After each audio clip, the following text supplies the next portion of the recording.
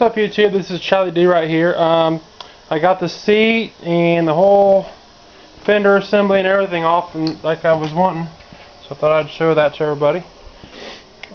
Here is the tractor, the filter housing and everything is where I wanted it. I may relocate that. I don't really like the idea of, I know as soon as you open this filter up right here, yeah, like my duct tape flashlight.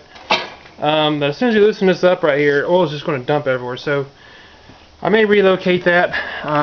Haven't decided where yet, obviously, but being that you're working on a project of this significance, it's everything just sort of has to piece together one at a time. Here is the gearbox cover I'm going to be exposing here. Unfortunately, I don't see any way to really drain these, so looks like you got to take the cover off there, and if the gasket comes off in one, it's probably going to come off in multiple pieces. You can see this one a bit better. It's less grease covered on it. But inside of here is the, I guess you would call it like the final drive, so you get your final gear ratio. So it is what it is. Put the cover back on. That's a 3-speed transmission. So, like I said, I might try to just try to get it going like it should be first, and go ahead and get all new fluids in it and go from there. At least that way I got a working machine. And if I choose to put any type of automatic transmission and all that other stuff, that will be interesting to see how it fits together. Like I said, there's just not much room here. You can see it you can see a little bit better in there now. There was a shaft right here that went to like a special belt that was drive that was dedicated specifically for the blades. Might be able to see this working. Let me see if I can hold this thing still.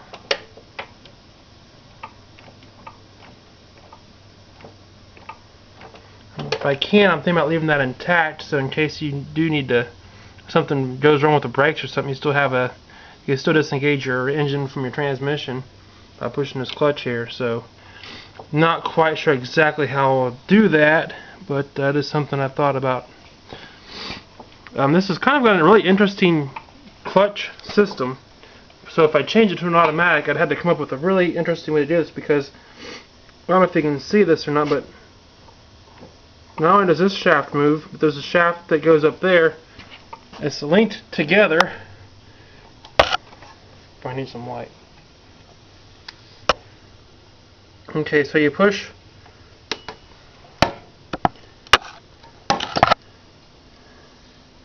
You push this pedal.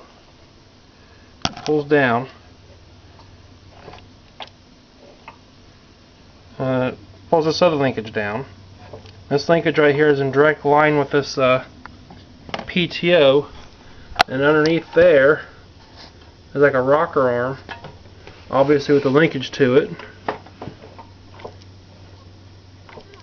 and that's how it disengages the clutch.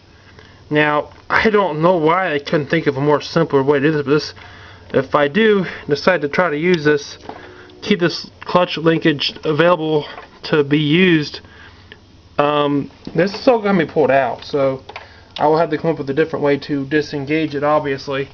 So if you put an automatic transmission, it will be right in this area here. The gearbox, steering gearbox, will be relocated too.